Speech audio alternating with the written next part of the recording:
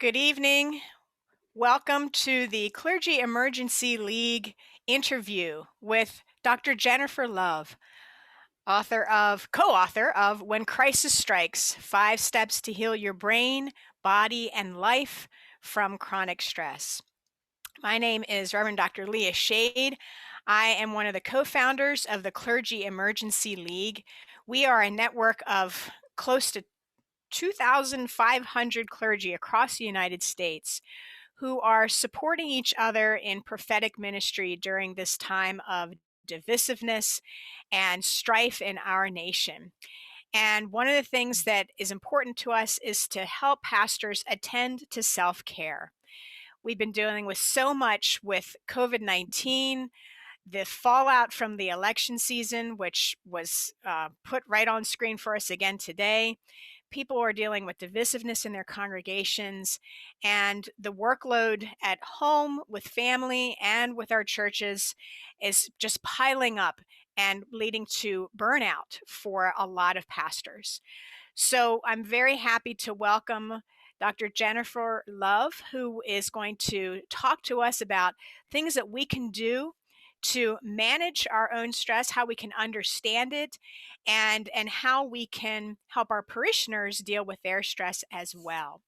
I also want to let you know that if you have questions for Dr. Love, you can put them into the chat on the live stream, and Reverend Stephen Fearing will be checking that and letting us know if you have questions. May I make a quick note about that, Leah? Sure thing. So y'all know we shared this in a couple places on our page, on our group, and so, but I will only be monitoring the comments on our Facebook page, Got just it. because it's kind of hard to watch in a bunch of different places. So if anybody wants to ask a question for me to pass along to our panelists, please do so on our public Facebook page. Thank you. Great. Thanks, Stephen. Jennifer, thank you so much for being with us. I know you've had a crazy, hectic day, and here you are to talk with crazy, hectic pastors.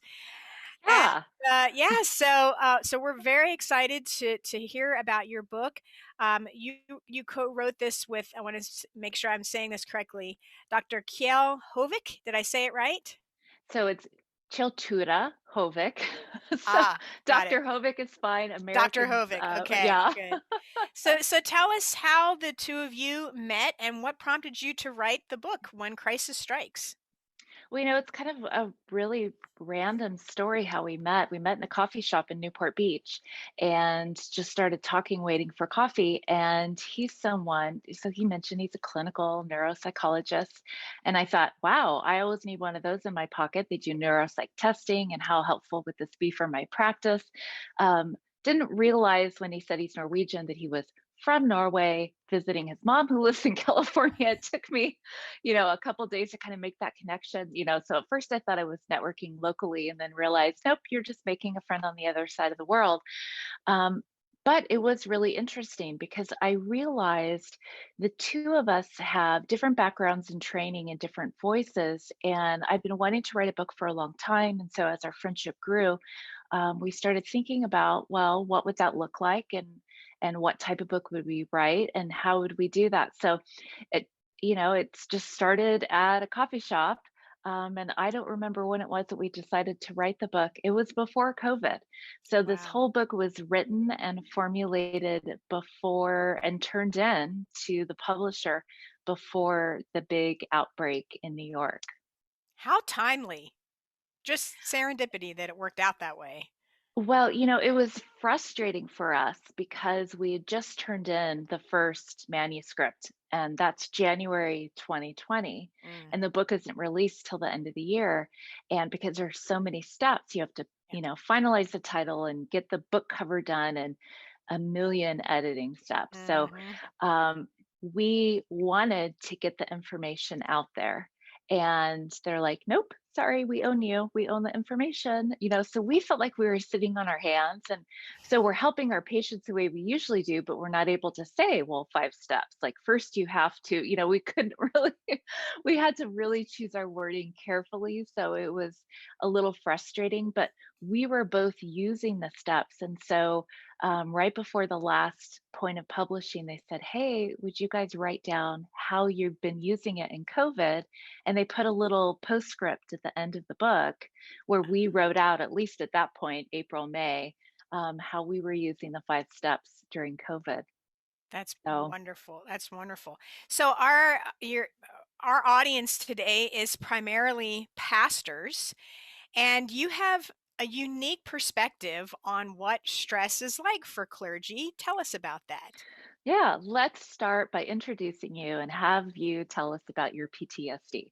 So, for full disclosure, I was married to a Presbyterian minister. And so I was a minister's wife for 9 plus years. And I'll just say that while I don't believe in divorce, he earned it. It didn't come easily. So, I have kind of an insider view. I have a church recovery view. I Mm. have anger, all sorts of things. So I think it's great to be here today with you. And I do understand, I think there's clergy are a lot like physicians.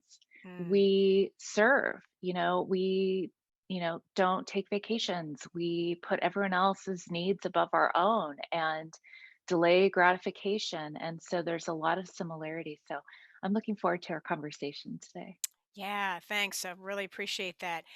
Well, we had a member meeting with our Clergy Emergency League group just last week, and we were letting people know we're having this conversation, and we asked them, what questions that would you like to share with the author? And Awesome. yeah, so a couple of things I'm going to share with you today. And again, if any of you have questions in the chat, you want to put them into the chat, just let us know. But one of them said, noticed or didn't not notice how stressed she was. It took a friend of hers saying to her, "You really seem like you're burned out." And she Mhm. wasn't even aware of it because she just was pushing. She's like, "I just keep plowing through." Mhm. So, what can clergy do to start to develop habits of awareness about Mhm. what's happening in their brain and their bodies when it comes to Yeah. stress? So the first thing is knowing what physical stress feels like because you are programmed to not sit in your stress. You are programmed to serve. You are programmed to sit and listen to confessions. You are programmed, it's like your EMTs, your first responders. Mm. So you're programmed to take it all in and not think about yourself first. So understanding the physical symptoms of stress. So when you have the physical symptoms and you can make that connection is, I think, really helpful. Um, if you are like me, you need to have a tight inner circle of a few people you can listen to because I won't do anything unless I'm ordered to. So my primary care doctor will look at me and say, "Jennifer, you need to get a personal assistant. You need to start shopping on Instacart. You need to cut back your hours. You cannot maintain 12-hour days in this pandemic. Yeah. You have to have a boundary with your employer." And I know all of these things. I'm a psychiatrist. I get Mm. it. I have all the tools in my toolbox, but I'm last in line and I dish them out all day long. So it's been really helpful for me, and I don't see my doctor very often. So I have 2 friends who, when I happen to talk to them, will sit down and just say, basically, "What the hell are you thinking? What are you doing to yourself?" They are in my face. And then I go, "Oh, really? Yeah. You know what? I guess I haven't been on vacation in like 3 years. Oh, okay." And to get me to start thinking, like a European a little bit more, where my life doesn't revolve around my work more and more, that work is part of my life and that there can be this balance. As physicians and as clergy, none of us is wired for that. Mm, And mm. we feel guilty for taking that time too. Well, and it's not just guilt. One of the things that I teach at at a seminary right now, so I'm not pastoring per se, but when I was pastoring, and I pastored for 20 years, what I found is that when I went on vacation, I would come back and the work was so piled up that and nobody can do that work. I mean, that's there when we come back. So the stress is higher when you come back from vacation than if you would just stay and, like that other pastor said, just plow through. So, what advice would you give to pastors when they're trying to take time off, but it actually feels more stressful to try to plan a vacation than it does just to stay and try to keep up? Mhm. So, one, really, are you the only person on the planet who can do every aspect of your job, right? So, there are certain things I have to do. I am on call 24/7, just like you, when I'm in the US. If I'm going out of the country, I still have my phone, but just in case I'm out of range, I have a colleague cover. Um, but the question is, how much of this do I put on myself versus how much, if I sat down and really thought about it, could I, one, let go of? Mm, Like, is anyone going to die if XYZ doesn't happen? I have to be a little bit more careful about that one than you do. um, but two, what are the top, eight things I need to be doing? And what of these have to be done? What of these can be let go of? Because if you're like me, like I have perfectionist tendencies. mm, And not everyone does. I mean, there are some people who are so ADD, like they can't do their job when they're at their church, right? They're mhm, probably not watching this because they're not that stressed. But for those of us who are really um, feel called to what we're doing and mhm, feel an intention, it is hard to sit down and say, can this person who maybe isn't ordained take care of this? Or what can we do if the person that I have covering for me on a Sunday can't come? mm, And we tend to, if you're like me, I put on way more responsibility on myself than I actually need to. mm, And I fight this. A mm, friend of mine who's a child adolescent psychiatrist, she is in private practice. She has four kids.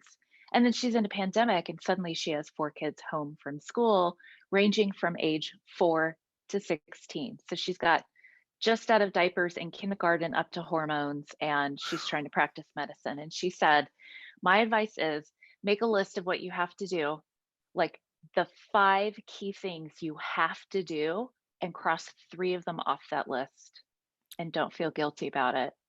And wow. she was just, and I was like, what? You can do that? And she's like, look, is someone going to die? And I'm like, okay, well, if the answer is no, then maybe I can do this. Mm, We have to give ourselves grace. We have to, I mean, this is, we are doing this Facebook Live and I'm sitting on the floor. That's why I keep shifting around because I just need this to not feel like work. I can be sitting there in my office and all professional, and I wanted this to feel like my home. I yeah. wanted to feel like I'm having you in my home. And so, how do we take our jobs, prioritize, and really step back to give ourselves a little bit of a break? We sometimes have to create that. Mm, mm. That's so helpful. If you're just joining us, we're talking with Dr. Jennifer Love, co-author of the book When Crisis Strikes: 5 Steps to Heal Your Brain, Body, and Life from Chronic Stress, that she co-wrote with her colleague Dr. Hovick. And I want to pause here and see, Stephen, do we have any questions in the chat yet?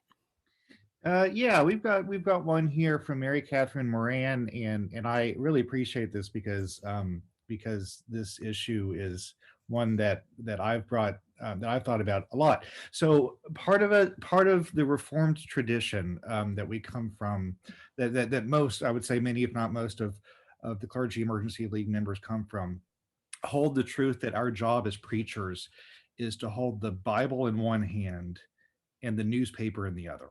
Mm, And that it's very important that we hold those Okay. two things in tension with one another, so that when there is injustice, oppression, pain going on around in the world, that we don't preach as if nothing is wrong. So many of us take that mandate very seriously. because we don't want to be those preachers who who ignore that. So how do we be faithful when we acknowledge that that's a very important part of our calling, but yet that can also add to our anxiety, our stress? um Mhm. how, any words of wisdom on how we can be faithful to that part of our calling, but keep our sanity? Mhm. Well, one, I love you for that because a lot of times the church tries to separate itself from what's going on, and people need the church where they are. And one of the things we saw this past year was, we saw political strife, we saw a huge social justice movement, and we saw anger Mm, from everywhere on the political spectrum. There was mm, anger. mm, And I imagine you have as much pressure to deal with that as responsible clergy with the newspaper in one hand, as I do as a psychiatrist managing the anger. Um, but I don't have to have that moral compass, that you have to have. Not that, I don't give advice. I help people find their solutions to their problems. And really, you have to take what's going on and just go back to the scripture and deal. It's a very delicate balance. And so I don't have like pastoral advice for you, like I'm going to stay in my own lane here, but that is a huge responsibility that you have. And my the way I would recommend people approach this is focusing on who you are and what you believe. What what are my values, what is in line, kind of what are the teachings that I hold dear, and then what's going on in the world, how does that fit in with that? So in other words, when I have a lot going on and everything's chaotic, I usually pick a word of the year that I focus on. And I have picked everything from hope to kindness or whatever. There's so many great things you can do. But when everything becomes chaotic, I come back to that center point. What mm, is the kind thing to do in this situation? Or what is the courageous thing? And if you have your principles in front of you, the things that really kind of speak to your soul, and it's not scripture from Genesis to Revelation, right? Every individual will have these pieces that are really kind of speak to them. So, who you are as a minister is very important. And when you stay focused on the principles that are the most valuable to you and to your congregation, this stuff comes in and you can see it through that filter and mm, not be distracted. mm, Something interesting happened. Interesting as a psychiatrist, infuriating as a human.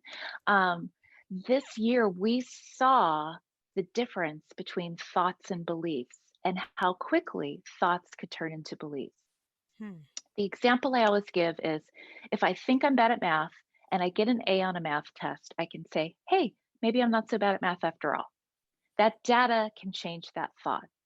But if I believe I'm bad at math and I get an A on a math test, I'm probably going to say, oh, that must have been a fluke. It was easy. Everyone must have done well on that. The data isn't going to change my belief. And somehow in 2020, almost everything political or everything medical became political and then became what side you're on became your belief. So we watched things that are apolitical, like medical recommendations, completely become entrenched in people's belief system. And so it became very divisive of whether people wear masks or not. Should never be divisive. We should all be on the same team, doing the best we can. So it's been really challenging for pastors because you've probably seen it just as much as I have, the division in the churches. And I have patients, I live in an area that is, have a lot of very religious patients, and many of them were very angry and come in because they were telling me, my faith is being attacked. And I said, oh, what happened? No, the world is attacking my faith. This virus, blah, blah, blah. And they would lead it back to their faith. And when, I mean, as you know, faith is supposed to be unwavering. So understanding the difference between thoughts and beliefs, and when thoughts become beliefs, and when we need to step back and take a look at that and reevaluate, or lead congregations in reevaluating, I think is something to give some thought to. Wow, that and I'll just let people know that the next thing that the next event that we're going to be doing as a Clergy Emergency League is looking specifically at pastoring during this time of disinformation and cults, and really Mm, thinking about how do we talk to people, how do we help our parishioners in the midst of all of that disinformation and that sort of thing. mhm, But one of the things I appreciate about your book is that you explain the science behind what goes on and in our brains and our bodies um, with when it happens with stress. And yet, when I was reading, I was like, "Oh my gosh, that's so me." And I'm worried about cortisol. I'm worried about this hormone cortisol and what it's yeah. doing to my body because, um, I try to do things like meditate and take Mhm, walks and exercise and, eat healthy. But sometimes it feels like there's this slow burning cortisol fire that affects moods and the ability to concentrate and process information. My sleep patterns get messed up. mhm. What are ways that we can counter the harmful effects of this stress hormone?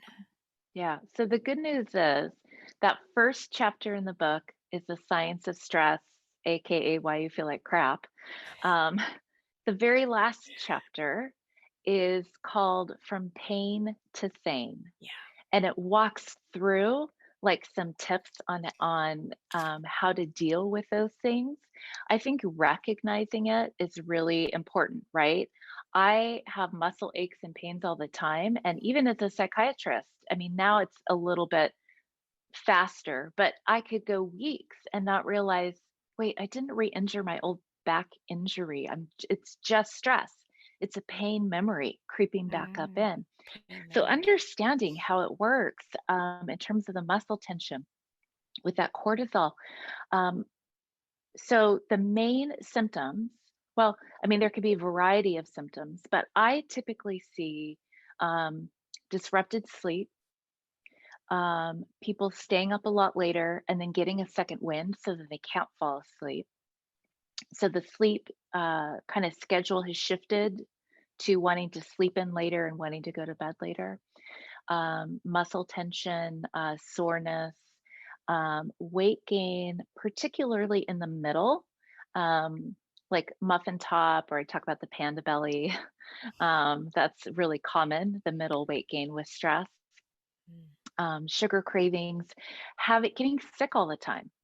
So our immune systems get affected when we are chronically stressed. And so eventually we lose our ability to fight off illnesses. And so we can get a lot of colds or kind of have a lot of more severe allergies or something. And a lot of us would never think, oh my gosh, I'm sneezing with everything. Why am I so allergic? Oh, it's because I'm in this pandemic, or because my church board just threatened to fire me because I'm making people wear masks, or not holding the church carnival, or whatever it is. We sometimes don't connect those, but fatigue, insomnia, all of that can really start weighing down on us. And so I think of it as a chronic stress issue, but I also feel like for me in the past year, I've just had this normal kind of up and down cycle, Hmm. and I've been thinking a lot. One of my majors in college was chemistry, and I had this professor who used to say, "Life is like a sine wave," and that's on the x and y axis. It just goes up and down infinitely in both directions. For those of you who are not nerds like I am, um, but he was very wise, and he had had some really dips in his life. And I feel like for me, COVID, I've had times where I'm just smooth sailing, I'm fine, I'm doing okay. And then it just hits. Mm. There's just one night I'm sitting around going, wait, am I sad? And I can go into this slump. And then, however much longer later, I just wake up one day and I'm like, oh, good morning. And it's like fine again. And I started cycling through this with COVID. And so being aware of that was helpful for me because, yes, that's on top of the chronic stress. Okay. Mm. So there's a Mm. lot of layers on that. So I thought, okay, well, what else can I do when I get in these little COVID crashes to kind of help buoy myself until like that part just comes back and I'm not feeling like I want to just hide in the blanket for it for a week. Yeah. So Yeah. I think both of those things are going on. That's helpful, and so it's almost seems like there's multiple sine waves that could be going on in your body, Yes. depending on what's going on with your family, what's going on with your church, what's going on with the news, Yes. and so you might be feeling okay with one, and then but then another one is crashing right at this Yeah. point. But Uh, Leah, we haven't even talked about ourselves yet. So we have this pandemic, we have social injustice, we have the fires in California, we have our ups and downs, we have the loneliness or being stuck in a house with people we don't like. But life is going on. Our parents are still aging yeah. and loved ones are getting ill. And we have kids with special needs. And, we still have all the things that we actually wrote the book about Mm, pre-pandemic that happened to us in life as we age and go through life, that still happens. right. So, I talk a lot on podcasts and things. Last year, I had everything from a major water leak to someone stealing my identity, stealing my tax return. So I still haven't gotten it. The federal government hasn't decided yet if I'm me or the person who took my money is me. And now we're coming on tax season again. Ugh. All of this, these are all these things going on in the background. And then adding to our stress is the stuff that we don't even see in front of our eyes. We talk about the 5 steps. The first one is the thumb, get a grip. And to understand what's going on, a couple things have to happen. One, you can't be escaping. You can't be, escaping into alcohol, pornography, Mm, working too hard. You have to mm, kind of get your attentional focus on what's going on. But we have to look at what is going on in context to me. mm, So that requires a little excavating, and then we start hitting these fossils as we go deeper down. So I had this horrible divorce, right? What was the meaning of me? Well, I had all the religious connotations and mm, all the stuff that went along with that. Um, but what came up that I didn't realize was stuff from childhood, right? My mhm. dad left. And so the manner in which my dad left when I was a kid was similar to what my ex did to kind of earn his way into that divorce. And Mm. so other people go through divorces and they're fine. They're like, oh, we just have a mediator. We're going to sign papers. And I'm like, what? Like, who are you? How did that happen? But I was internally like, my finger was stuck in the light socket and I couldn't figure out. And really, it was this past emotional trauma that was resurfacing. So, really, if we can get an understanding for the context, so you may be going through something with a parishioner or with a parent or your neighbor, but if you had some kind of abandonment in childhood or a childhood illness or family lost their home. And so you're worried about your income Mm, dropping now. You mm, may have deeper things contributing to how you're feeling. So it may seem to the casual onlooker that your reactions are exaggerated for mm, what's going on. mm. My favorite saying, though, in my field and in my personal life now is if it's hysterical, it's historical. Ah, So if I'm responding to something that's bigger than it should be, or if one of my friends is like, dude, like this isn't that big of a deal, then I ask myself, what is this really about? Because in yes. this moment, all I need to worry about is this. So Mm, what else am I feeling? And making that connection is really a part of before you can move into the other stages and action and doing something about it, you have to know how it's affecting you. It's kind of like when they take the toxic waste and they bury it in the ground, thinking that nobody's going to find it. And then eventually it starts leaking, and you're wondering why the fish are dying downstream. And you Uh-huh. just, what happened? Well, you have to go back in, dig it all up, deal with the mess, clean it up, find a better way to dispose of this or not create it in the first place. Um, Yeah. so for those of you who are just joining us, this is the Clergy Emergency League. We are talking with the co-author of When Crisis Strikes, 5 Steps to Heal Your Brain, Body, and Life from Chronic Stress. Dr. Jennifer Love is speaking with us this evening. And I know, Stephen, we have a question from our viewers who are putting things into the chat. Yeah, so I've got a question from Deborah Alexander, who was a little bit curious to hear about the biological effects of loneliness. Many of Oh, our congregants uh, are elderly congregants who may live by themselves, and especially we've tried to figure out how we can walk alongside them while being socially distanced. And but anyway, so wondering if you could talk a little bit about the data and studies we have on the biological effects of loneliness, mhm. or the lack of human touch, healthy human touch, I should say, and Yeah. ways that as clergy folks might be able to mitigate that in a time of pandemic, both with ourselves and our congregants. Yeah, and can I Yeah. just add that Mhm. came up also in our clergy emergency member meeting, where some pastors who live alone are Mhm. also physically isolated. We can't hug, we can't shake hands, we can't get massages, and we know that the lack Mhm. of human touch, that's really bad for human health not to have touch like that. So it's Right. not just our parishioners, sometimes it's clergy themselves. Yes. And we are kind of like pack animals, right? As humans.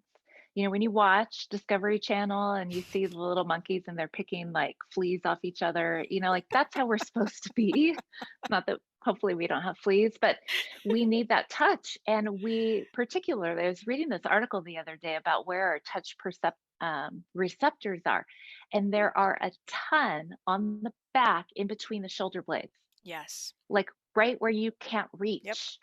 We are meant to have another human rub our backs. Mm, mm, And so when that doesn't happen, then it's a very similar mechanism. It's stressful. It is probably, according at least to this last article I read, a little easier eventually to bounce back from. In other words, the idea is once you can get back into having physical touch, your body will probably adjust to that. It's not like you're going to live in this deficit the rest of your life, where I think we're going to maybe have a lot of other deficits that we'll have the rest of our mhm, life. But this is one that apparently we'll be able we just have to get through. mhm, Um, but that you have the same stress because touch is a stress reliever. mm, And we found that human touch, just even with someone just kind of putting their hand on your foot or something, mm. can give this kind of rush of endorphins. Yeah, It's connection. yeah. So when you don't have that, you search for it in other ways. We need that dopamine rush. And so this is where some people can get into um, looking for that other ways, we'll just say. Mhm, mhm, Um, you see it as much as I do. I happen to also, in addition to psychiatry, I practice addiction medicine. mm, So I treat all sorts of behavioral addictions from gambling to sex to food, you name it. We look for that. mhm. And I don't have the best answer. If I could solve this, like what to do, like I would put it in a book and sell it for a penny and I'd retire, right? Because everyone would want this. I created a bubble at first, Mm, and this was really big. They're talking about this in Europe a lot. Have like a small bubble of everyone who follows COVID, and you have like one other person or two people that you can be in this bubble with. And I created a bubble, and I had two humans that I could on occasion hug. Mm. One of them got COVID, and then the other one broke the bubble. So I'm back to not, so it's like, how do you create this? But that's one of the things that a lot of people who are alone have done is just said, okay, I'm single, I'm living alone, I'm following all these guidelines. You are too. Let's be each other's people for six Wow, months. that's a great idea.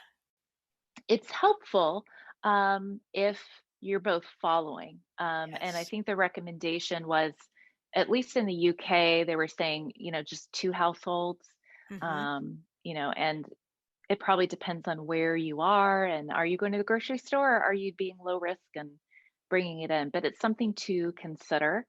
I'm having a lot of my patients buy weighted blankets because they give you this sense there's this just heaviness. And they come in different weights depending upon how much you weigh. So you aren't smothered by getting one that weighs too much. Um, but my mom bought me one. I never Oh. thought of getting one. My mom just, it showed up one day. She's like, oh, they have them at Costco. And if it's at Costco, my mother will send it to me. My book is not at Costco yet. I looked. Um, I will say my oh, wife is a therapist and she swears by weighted blankets. Huh. yeah, But don't they get too they, hot? Well, no. my wife is always cold, so it's not an issue. Oh, right. Yeah. So I would die. premenopausal I would women. literally die because I'm always hot, but she swears by them. Well, here's what's interesting because I've been using them. And when did she send it? She probably sent it in the fall. So you're not going to use it in the summer when you don't want a blanket, but I don't feel like it's warmer than a typical. What Hmm. I feel with it just feels like there's touch on your body. Hmm. And so, yeah, I don't think it's warmer than a typical. But in the winter, while we're in the winter, turn off your heater and get Hmm. under that blanket. So what I do is I put mine, I have it so if I'm, listening to music or something, I carried it around. I even brought it to my bubble friend's house when we spent, I think it was Christmas together because neither of us could see our families. And the thing weighs 15 pounds. So when I say I brought it over, I mean, I brought it over. I put it on my bed so my feet can feel the weight. So I'm not sleeping under the weighted blanket, although there's time I can, but I feel that it's there. And I don't know why, it just feels comforting. Hmm. But if you can have that bubble person to scratch your back, apparently that's the spot right there. And Hmm. I wish I had a better scientific solution for how to deal with that other than finding a bubble buddy. I've never tried a back scratcher. I don't know what's going to work. Well, I offer dogs and cats, which Oh, I, yeah.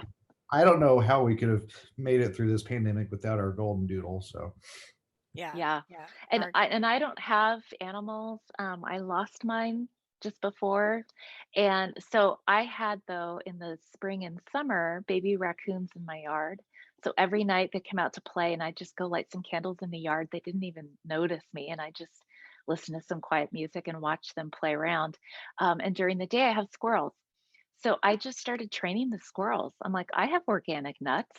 Like, I'm not hurting anyone. And so, literally, and as we've been talking since the sun hasn't set yet, one of weird tail squirrel has been coming up like, where's my nuts? Like at this little window over here. Um, so yeah, animals. I mean, it's weird. I mean, people say psychiatrists are weird, and I always say like I'm not at all, but I did train squirrels to combat loneliness and COVID. So I guess I am weird. Wow, that's great. My Yeah, don't know internet where to go seems from like it's there. unstable. I'm gonna go. I'm gonna transfer to a different room. Stephen, while I'm doing that, do you have other questions that have come up in the chat?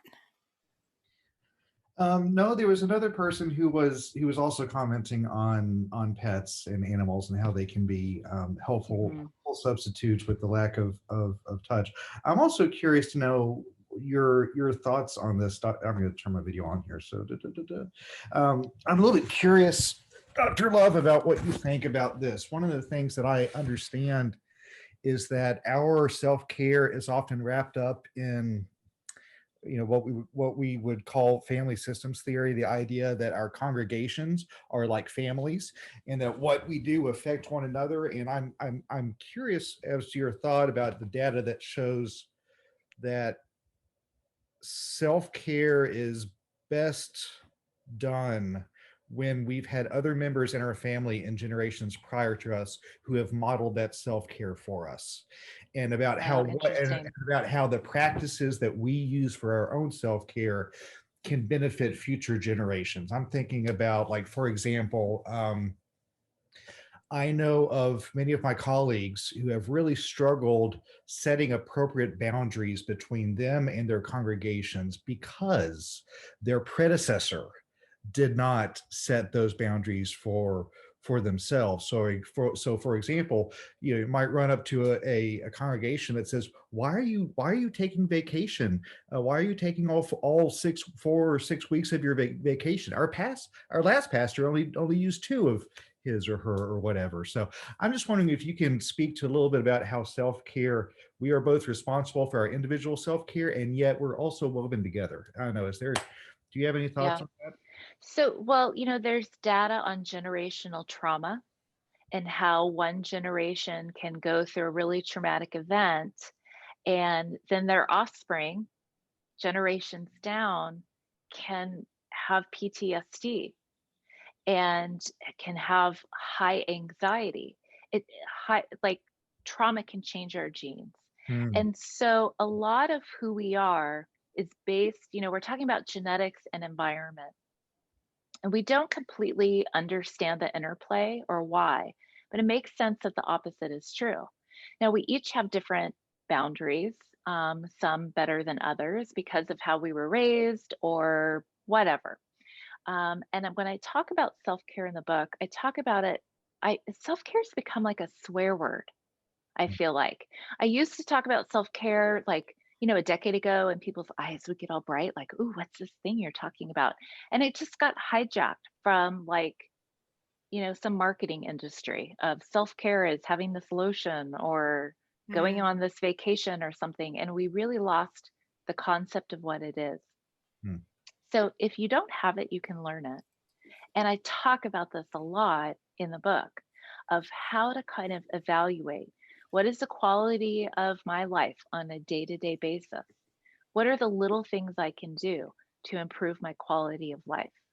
So there are extravagant things that we can do, like take vacations regularly. Because I'll tell you, if you take them irregularly, you'll take off for a month and you won't feel relaxed until the last day of your vacation. Mm. If you take them regularly, you learn how to relax. I know by experience because I did that. I took a month off for the first time in I don't know how many years, 27 days in. I was like, oh, and then it's time to hop on a plane and go home. Mhm. So practicing, spreading it out. But so so the big things all the way down to the little things. We know that clutter, for instance, causes cortisol release. It Mhm. increases stress. So when I'm stressed, I tend to look around and I'm like, why is my house such a dump? And cluttered in, it's cluttered out, and cluttered out furthers the clutter that's in. And I do what I call a 5-minute clean. Is when I just have a lot on my mind, a lot to do, and I'm just feeling like, I literally 5 minutes will just run around and pick up everything I can. Only 5 minutes. And then I go back to whatever I want to do. And it is amazing what you can do in 5 minutes. And it Mm. brings that cortisol level down. Hmm. So don't do it all at once. Don't do your whole house. But I said to myself once, okay, where do I spend all my time? So this is before I was COVID, when I was going into the office. So I'm like, okay, my bedroom every night. So that has to be clear. But what I do is every morning before I leave, because my lunches are pre-made, I open the fridge and, so I'm always kind of taking food to go and putting food in. So I was like, why wouldn't I clean my fridge? And all I did was simple things like declutter. I put my eggs in a little bowl, like dumb little things. And it's like every morning when I opened that up to grab my soup and everything, it was like, oh, we made such a difference with something so stupid, And when you're commuting, clean out your car. Like, Mm. you're not going to feel good if you get in and there's Cheetos everywhere, goldfish, like clean it out every once in a while. If you have a spouse who drives the kids around, just go in and vacuum when they're not looking. Oh my gosh. Talk about like getting a big thank you, right?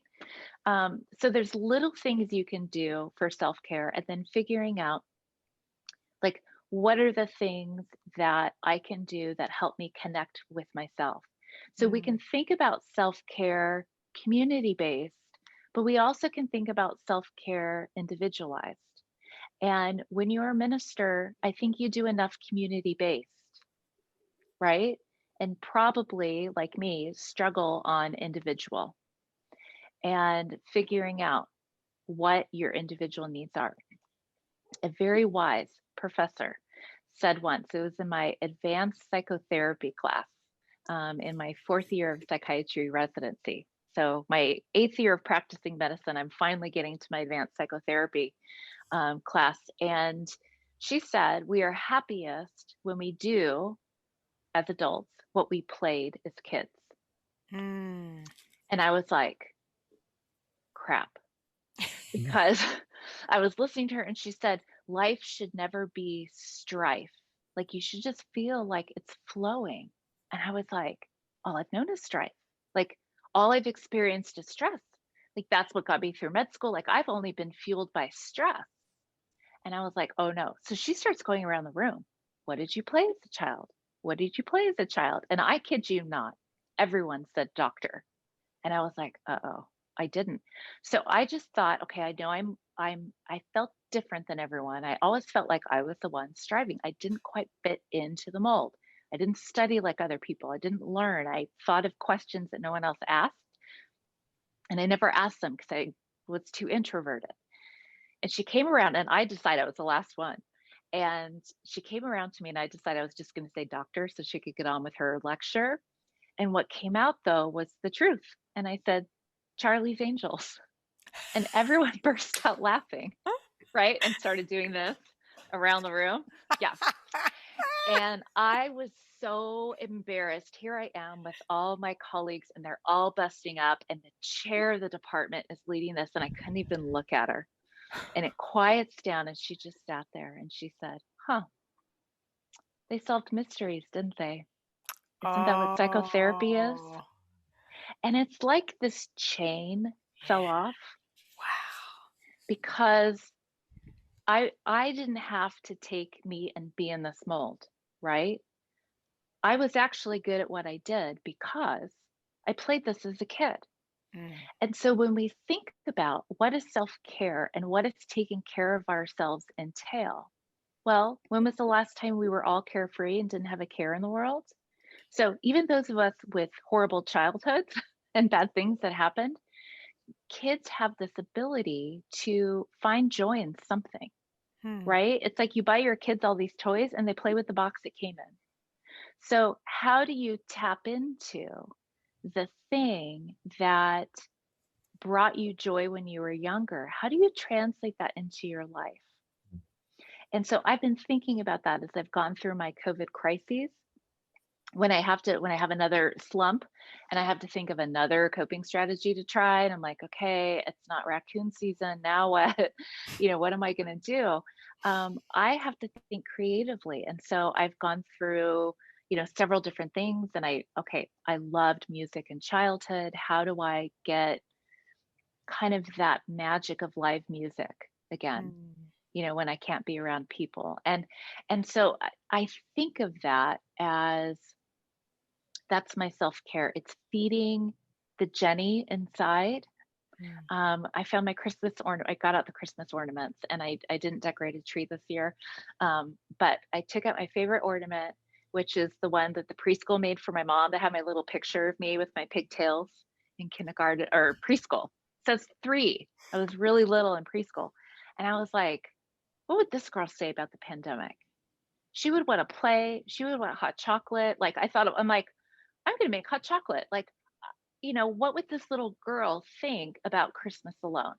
She would probably build a blanket fort and come up with all these like kind of crazy ideas. And I thought, how do I tap into that spirit of that little girl? I didn't make a blanket fort, but like, how do you tap into that spirit of fun? And so I think we have to step out of our cerebral overthinking, PhD, doctorate level MDiv, I'm all, educated and refined and, how do I play?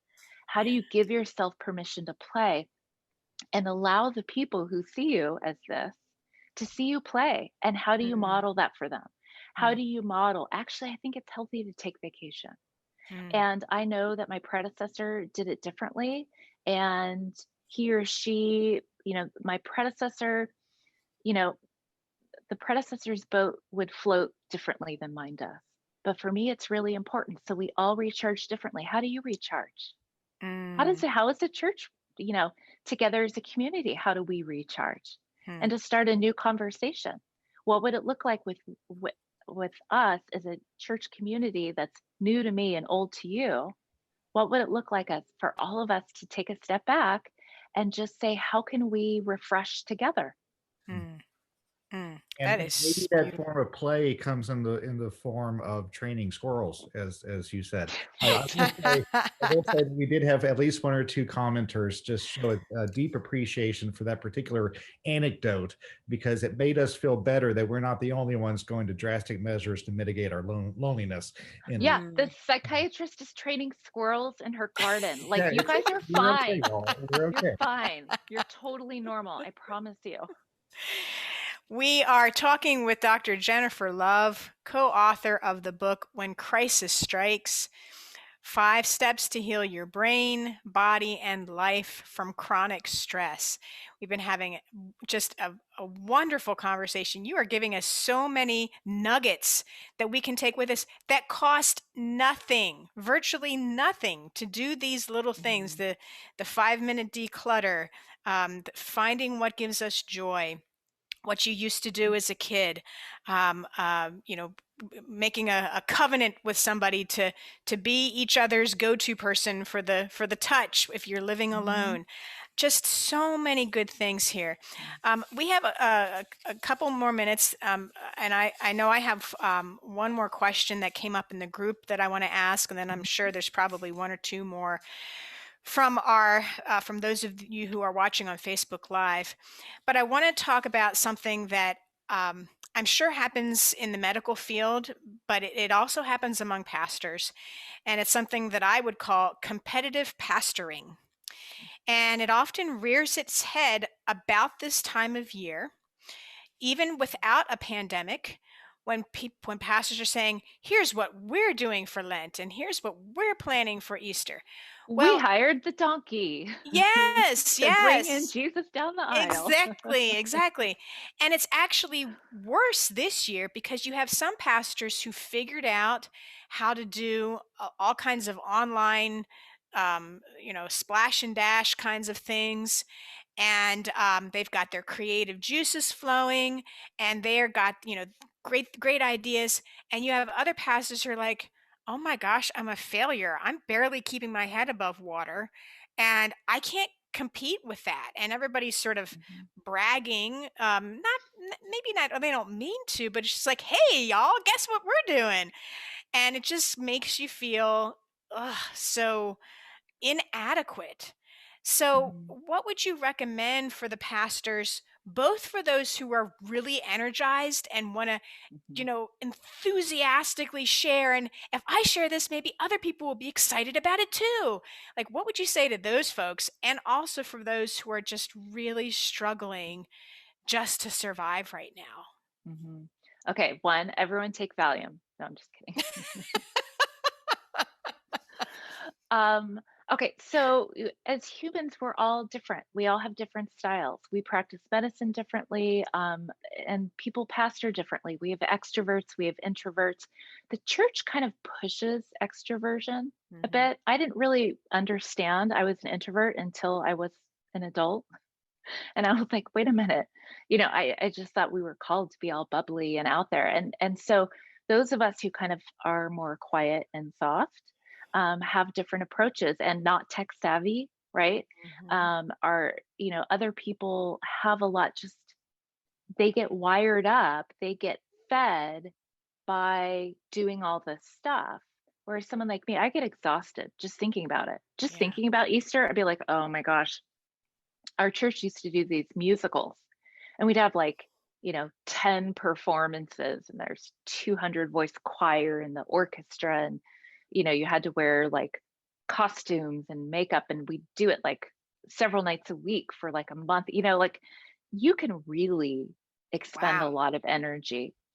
And I think the thing to realize is there is a time for that and there's a time to be quiet too. Mm. And I think that, I always say every cup has its saucer, usually when I'm talking about dating. But I think of this with the church and the parishioners. You don't have to be something you aren't. The people, if you are quiet and kind of more meditative, you're going to draw people to you in this congregation who are quiet and meditative. And if you do cartwheels and backflips on the stage, you're going to draw people who like that. Your job isn't to please people. My job isn't to please my patients. It's to Mm. listen, it's to provide the best care I can and compassionate care, Mm. and to think about what your calling really is.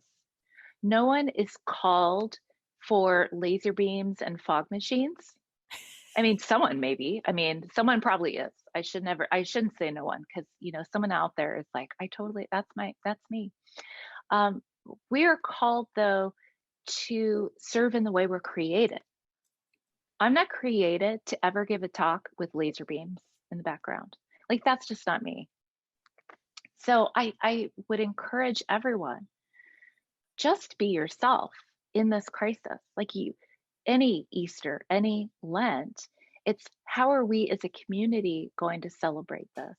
Mm. And there's times that we all need to step outside of our comfort zone. There's times where I love COVID right now for the fact that when I do presentations and interviews and everything, like I can wear yoga pants and no one knows. Yep. It's much less anxiety than hopping on a plane and Mm. going up to LA and going into a studio where cameras on you head to toe. Mm-hmm. So we I love that I can connect without the anxiety of connecting. Mm. So to think about, well, what are my gifts? What do I offer? And if there's a need for more, who do I know that I can partner with to bring in for more? Who's a good counterbalance? And this is a good time to start thinking about partnerships or having like a sister church where, so one, if you want to go on vacation, you can cover for each other. Yeah. This is COVID, people, everyone's online, not everyone, but most people are online. So if you hook people in, to like a Mm-hmm. common link one Sunday, you're not going to lose your whole congregation if you have a good partnership. Mm. And so figuring out or bringing someone in who can bring in what you feel you're lacking, Mm. or you're too tired to give. Yeah. And I think it's fine to just say, you know what, I'm super tired. Mm. So, like today, I'm like, I'm going to sit on my floor while we're doing this Facebook Live. I'm not going to sit in my office. I'm done. I'm sitting on the floor on a blanket like I'm having a picnic. And and no one died. So I think we just have so much pressure on ourselves to Mm. be that thing. And the person who is excited about what they're doing probably isn't judging you for not doing it. They're sharing their excitement. Mm. So if you're reacting to that, ask yourself, is this about them? Like, are they putting me down? Because maybe they are. That's a different conversation. But if they aren't, if they're just excited, why is that bothering me? Hmm. And if I come in and I'm all calm and meditative and I have this thing, some extrovert may be like, wow, how did you do that? I don't know how to do a Teze service, or I don't know how to do this meditation thing. I have ADD. They may be thinking the same thing about us. So how we think about ourselves, starts with how we think about ourselves, and to see how much of that comparison is actually competition from other people versus our internal Mm. feelings about competition. Mm. Wow, that's so helpful. Stephen, I think we have time for one more question from our viewers. Again, we're talking with Dr. Jennifer Love, author of When Crisis Strikes. Do we have any questions that you think we ought to answer here? I don't see any others in the comments right now. I can offer one myself, but if you have any other particular ones. Well, I did want to highlight one quote in the book. And this is from your colleague who co-wrote the book with you, Dr. Hovig. Mhm. Um, and he talks about faith in the book, Mhm. and he says that faith itself is an undervalued tool for building Mhm. confidence and positivity that can help counter stress. And I want to read this quote. He says, "When I'm working with young individuals in the depths of despair and depression, with absolutely no scaffolding of self esteem or self confidence to prop them up, I Mhm. wish I could fill them with the power of an inspiring faith in themselves, in their own abilities, with the confidence in themselves to move mountains. Have faith in yourself to get through your crisis. Find inspiration in people who have faith in their future and use the same type of drive to power your journey." So I just, with as we're coming to an end here, um, tell us a little bit about faith. What is the role of faith in dealing with our stress, especially when those of us who are working in the field of faith can feel stress from that? How can we Mhm. flip that coin? The way I think of faith, and I'm not a theologian, I think of faith as the internalization of external power. Mm, So, in other words, faith in God is faith that He will get me through. So I feel I can go on because I kind of take this external power that God has and I'm going to believe in it. mm, And it's really resilience, right? mm, mm, Um, and so that to me is it's kind of borrowing from someone when you don't feel like you have it. mm, I tell my patients, I work at my practice, we tend to draw people who have failed treatments. They've seen an average of like 5 psychiatrists. They've seen multiple therapists. They've tried every medication. And we specialize, don't ask me why I do this, and just treating the tough of the tough. And I tell people they're very often suicidal, hopeless, and I just tell them after we kind of go through what the plan's going to be, and after I get to know them, I just said, I'm not asking you to believe you're going to get better. I just want you to know that I've walked this journey with many people and I believe you can get better. And I'm mm, not going to tell you that if I don't believe it. mm, I'd be having a different speech with you right now if I thought this was going to turn out differently. So you mm. don't have to have hope, but I want you to know that I have hope for you. Wow. And that's really, we can utilize that spiritually. We can utilize that with each other. Mm, It's kind of the essence, to be completely secular, of just saying, I believe in you. mm, And how good does that feel? Like when your yeah. mom calls you and it's like, honey, you're doing a great job. I believe in you. After all these years, it still doesn't get old, like could never hear that enough. Um, so that's when we feel a crisis in faith, which is a very spiritual thing. I I think then, okay, let's say I'm angry at God, or let's say I'm angry at the church, or there's something that's fueling a disconnect Mm, with my usual source of resilience. mm, What is that power outside of me that I can draw from? What do mm, I believe in? Can I draw from a special friendship that I have with someone? Can I draw on love? Or maybe you do what I did and pick a word of the year. One year I picked hope, because I thought I felt in a situation in my life was hopeless. And I was thinking, I had a couple thoughts. One was I was walking through the store one day and I believed that I had thought through this problem, that there was no solution other than this. I'll tell you, I'm pretty bright, right? So I know how to apply every up and down, backward, sideways. I looked at all the sine waves. This situation here can only have this outcome, mm, right? Well, that's never the case, but that's what I believed. And I was walking and and there was a Christmas tree in the store. It's probably October, you know, they start decorating so early. And they had all these ornaments that said like Noel, love, peace, and one said hope. Mm. And just like typewritten with a little red satin ribbon. And I looked at it and I pulled it off the tree and I just had this thought.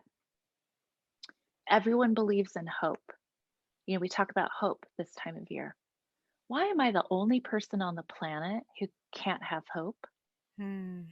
And I was like, "Oh, crap." So I bought the ornament and I brought it home and I put it on my dresser and I looked at it and I picked it up and I held it in my hand and I looked at it before I went to bed and I looked at it when I got up in the morning. I put the word hope in front of my eyes to see what would happen if I allowed it to enter me. Wow. That is, That's just what we sometimes need to do when yeah. we lose faith. Find a thing that you need and put it in front of your eyes until you can start seeing it differently. That is so beautiful. Um, we have been talking with Dr. Jennifer Love, author of the book When Crisis Strikes: 5 Steps to Heal Your Brain, Body, and Life from Chronic Stress. We encourage everyone to get the book. It is imminently readable. It's funny. It's it takes you through why you feel stressed the way you do and what are the things that you can do to address that and to live a healthier, more holistic life. And Jennifer, I'm so grateful that you were able to take time with us today. I learned a lot. I can hear from Stephen that he learned a lot, and sometimes pastors need to hear from professionals how we can better take care of ourselves. And you've done that for us this evening, and I'm so grateful. Mm, I'm so happy to be here. And anytime you want to have a chat, you just let me know. Wow, thank you so much. And just a reminder that the Clergy Emergency League, our next member meeting will be next Thursday at, let's see, I think that one's at 2 p.m. And then in That's the March, 7 p.m. meeting. what's that? The 7 p.m. It's the It's 7 the 7 p.m. That's right. Right. That's right. The first Thursday is always at 2. And in March, we're going to be doing a special panel discussion on how to pastor in a time of disinformation and cultish behavior. We're going to have a panel discussion of experts. So look for that announcement very, very soon. We're partnering with the Wisconsin Council of Churches on that. And thanks to everyone who gave their questions today. And Dr. Love, blessings on your work and Thank you. your patience. And thank you again so much for being with us this evening. Yeah. And you can find me on Instagram. I don't do much on Facebook, but I'm on Instagram. It's Dr. Author Jennifer Love. So Wonderful. Are you I'm on there if Twitter you want to too? find Can we me. follow you? No, No, I no. need to hire a millennial. Like I just too much. It is. It is. And that can be stressful too. It is. All right. Thank you, everyone. Have a good evening. And thank you, Dr. Love.